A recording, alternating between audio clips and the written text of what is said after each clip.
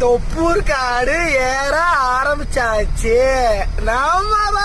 நம்மதான் எப்படி நம்மதான் தொப்பூர் காடு ஏற ஆரம்பிச்சாச்சு.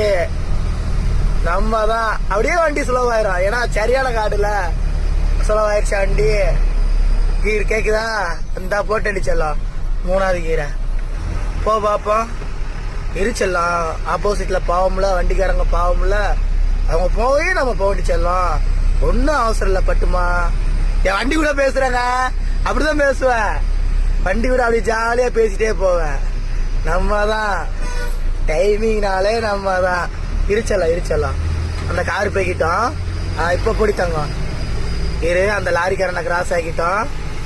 அப்புறம் நம்ம போலாம்.